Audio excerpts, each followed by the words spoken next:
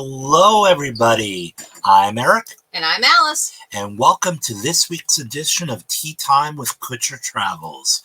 On today's show, we're going to be talking a little bit about our very, very recent experience on our first Virgin cruise. Yep.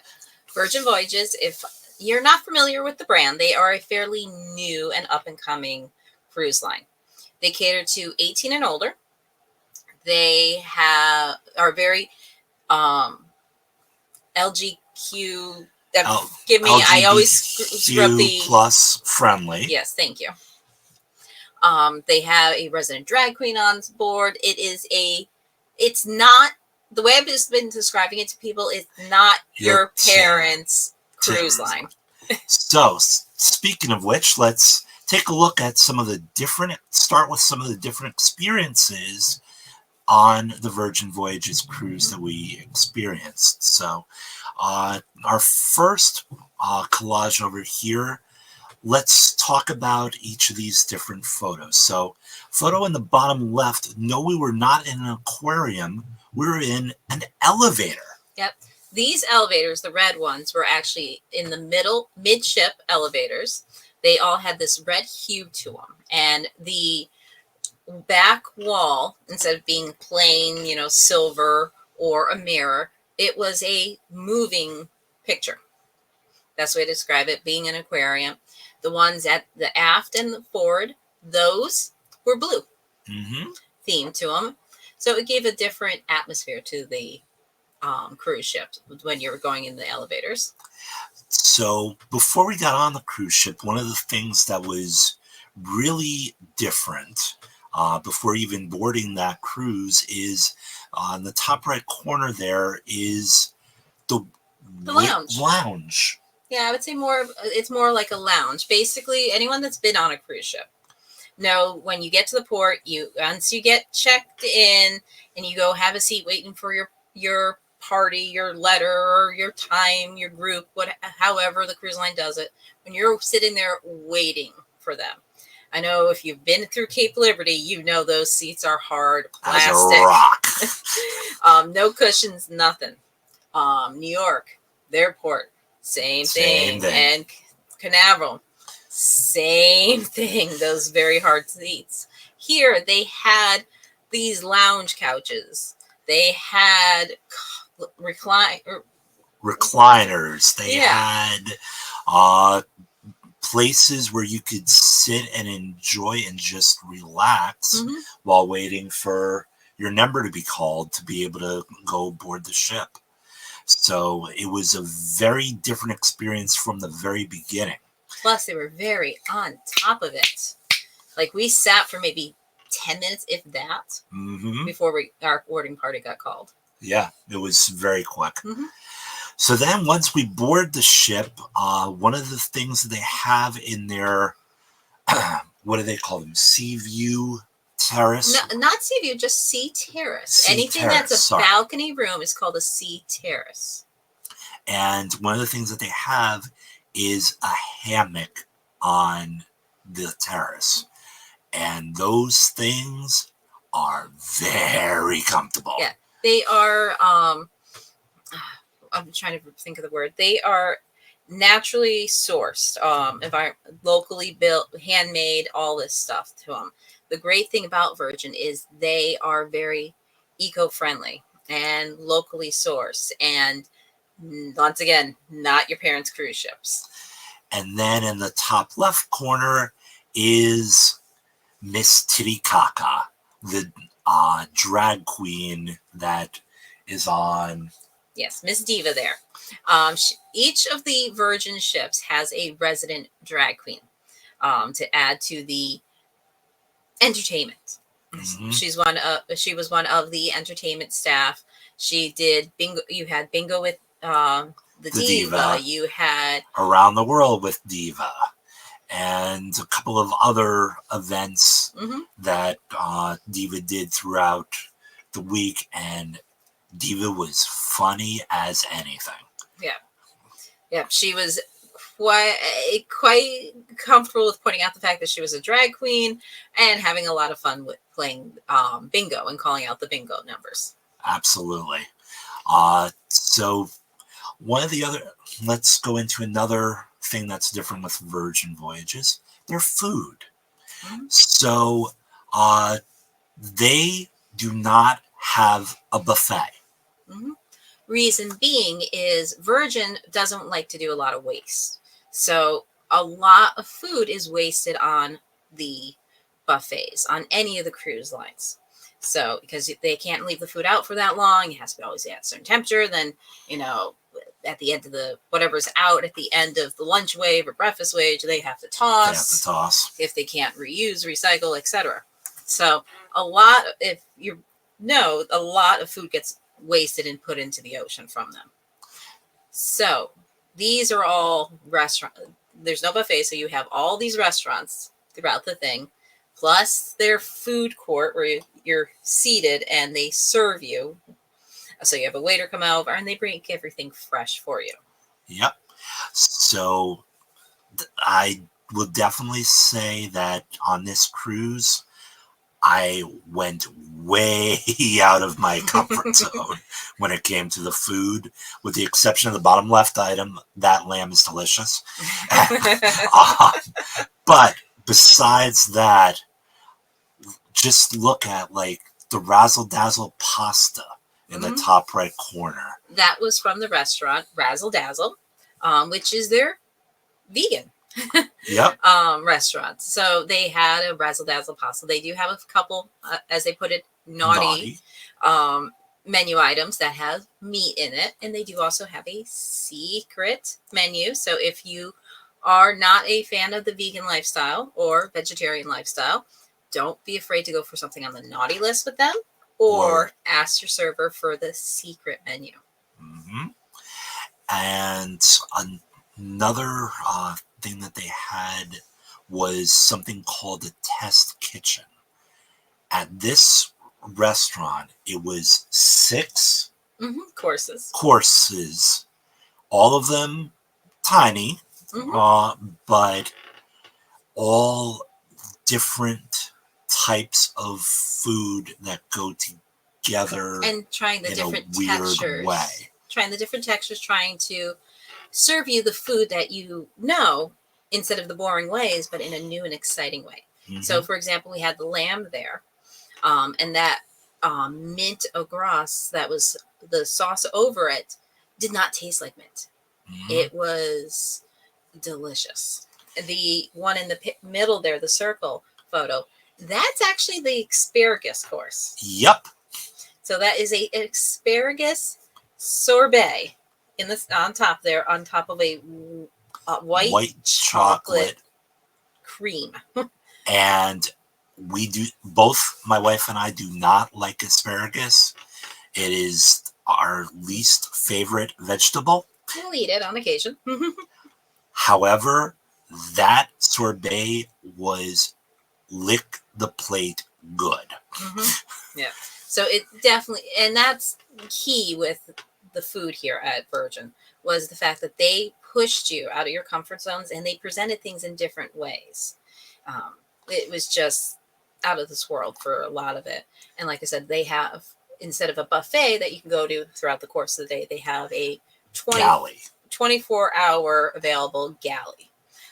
There is always omelets available. So if you are somebody that is a omelet person and you have want one when you've had way too much to drink, they are available 24 for you. Yep. And then throughout the course day, depending on the meal, depends on what other dishes or things are available.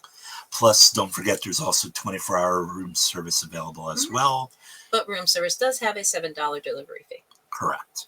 However, that $7 doesn't matter whether you're ordering one thing off the menu or, I don't know, 12 things of Coca-Cola off the menu to bring some of it back to Connecticut, which we may or may not have done.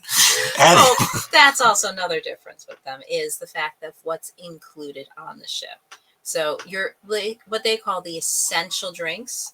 So your still water, your sparkling water, your Coke, your basic coffee, your basic tea, Those things are all All included. included. So you don't need a drink package with them. Yep. Also, gratuities are included as well in the price. So definitely that's a big difference between them and other cruise lines. Speaking of other big differences between them and other cruise lines, they have something that's called a Scarlet Night. Yes. So Scarlet Night, as our next collage shall show you, is an absolute blast. They have things going on every 15 minutes from 9 p.m. until way early or way late the following morning. And they basically they tell the story of the goddess of the sea who falls in love with a mortal sailor, and they have a lovely encounter together, and he ends up becoming the man in the moon. In a sense. In a sense. Yes. So they have you go to a little quick overview that takes like 15 minutes over the course of the day, talking about the octopus on Scarlet Night. And it just tells you exactly what times they show up to certain things. Because the woman in red, who's the sea goddess, she tells a quick story about everything and sings a few songs for you in the red room. Then after that, you end up on the top deck by the pool, and they have all the entertainment staff out there. Huge party. Yeah, Diva was out there, the drag queen. All the entertainers from all the different shows were out there, and they were all dancing and acrobats, and it was a fun thing. And then when that half an hour production is done, it goes into basically a huge pool party. There was dancing in the pool. There was dancing around the pool. The pool bars, all three of them, ran out of alcohol and drinks by the end of the night. And just tons and tons of fun. You have to wear red on Scarlet Night. So it is strongly suggested to wear red. However, they do tell you if you by chance forgot your red items or you wore them on one of the other days that you were there, because Virgin Voyages, their colors are red and black and white. You could wear white, you can wear black. Or something sparkly, flashy. They do have red lights on, as you can see from that bottom photo. So everything gets that red tinge to it. So it prefer red, which wear red to it since it's Scarlet Night. But as long as you're dressed the best, you're good. Absolutely. And then with Virgin Voyages on our particular cruise, we ended up in Dominican Republic. And then we also stopped at their version of a private island, which is their beach club in Bimini. So that is actually in the Bahamas. It is not a private island for them, but that is where their private beach club is. So let's take a look at that next. And with the Bimini Beach Club, when you arrive, there's the big sign that's in the middle. There's a lot of beach area, as you can see. Yeah, and you look to the right, you see tons of beach loungers. You look to the left, same thing, tons of loungers. Yeah. And right in the center on that picture on the top right is actually a fire pit, which at sunset they have an entertainer come out, sing some songs around the fire pit, and be able to enjoy one last sunset before heading back to Miami, which is where the cruise left from. Additionally, there's 2 pools, freshwater pools. That's the bottom left corner is one of them. And the same thing with your drinks that were on the boat. Same thing there. So water, sparkling and still, your Coke products, your sodas, those were all included. The food included. Drinks, you can tap into your bar tab. Yes. The only downside to the food on Bimini Beach Club is it is not your typical barbecue. But with the Virgin Voyages cruise, that was not really that much of a surprise. The downside to it is there was a decent amount of fish items on the menu, and they were made in conjunction with the one chicken item. So if you have a fish or shellfish allergy, I do not recommend eating at the Bimini Beach Club just because of the great chance of the cross-contamination. Yeah, the restaurant, the beach eats, as they call them, they have the open cooking area. So and a lot of the restaurants there had that same thing where you could actually see into the kitchen. You could see how they're preparing the food. So when you look over there and you can see them, and they're grilling side by side for a lot of the stuff. So great news is you can come back and forth as often as you want. Yep. Right at the beginning, right at the entrance there's a tram that'll take you up. It takes you maybe 10 minutes. 10 minutes at the max. Take you right back to the boat. You go on, hit the galley, and then you can go back out and come back and just be on by the time ship's ready to leave. And you have a full day at Bimini Beach Club. The boat arrives at like 8 in the morning, and you don't leave until after sunset. Yeah. So. And that was a great thing with a lot of these is they're not the typical times where you'd expect to get into port for a port stop. Yep. Like the 6:37, the bright-eyed and early ones, like the Dominican Republic. I mean, that was at what, 9 o'clock? 9 o'clock. So, but we were there for, again, most of the day. For the Dominican Republic one, Alice and I did a dual city and beach excursion that was 4.5 hours long, and we were back at the boat hours before the boat was taking off. So they do have much more adult-friendly times and relaxing times, and even on the ship themselves, even though it was like a mostly full ship, a good like 90+% filled. It's a smaller ship, but you still didn't run into a ton of people. We ran into somebody we knew who was taking the same sailing as we were. We saw her at the check-in.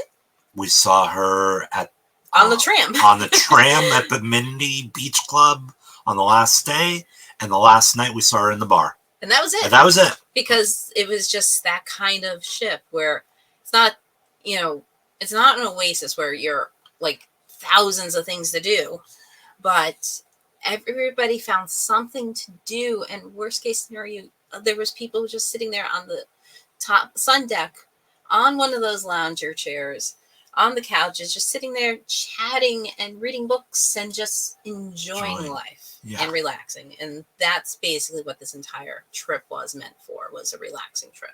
Yeah, it's definitely a much more relaxed trip. The excursions themselves were extremely cost friendly. The 2 excursions that we did, we didn't spend more than $200 total for 2 people, 2 excursions in 2 ports, which if you've been on a Royal ship or a Disney ship or a Norwegian ship, it's usually what you're spending. That's usually like one person for one excursion. And now when it comes to the alcohol or the booze on the ship, normally you have like the booze drink package, stuff like that. They don't have the drink packages. What they have instead is a bar tab. So you can prepay a bar tab. And depending on if there's a promotion or not going on, like we ended up doing one where they gave us $50. Yep. Right And right now they're doing a promotion where it's $600 instead of Or $300 for yeah. a $300 deposit. So, I mean, there's a lot of different options, and they had a lot of great deals with that.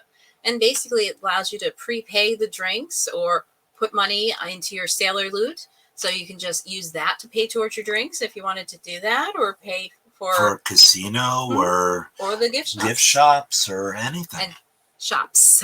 Yes. They have a whole little like mini shopping mall down there with even a blowout bar for women with their hair and a squid ink. Mm-hmm. So if you want to get a tattoo at sea, that's the place to go. Yep.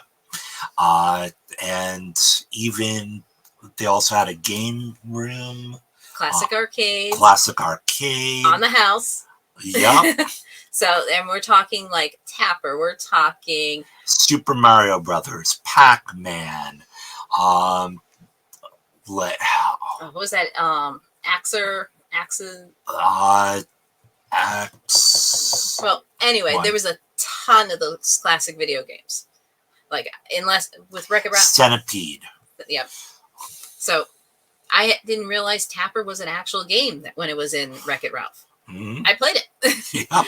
And then they had 2 air hockey tables, 2 foosball tables, all on the house. Yep. So it's Virgin Voyages is definitely one to experience at least once if you're over 18 and are looking for something that's relaxing and a little bit different and something that'll take you out of your comfort zone in more ways than one. Mm-hmm. It's definitely worthwhile to take a look into. So next we have our QR code.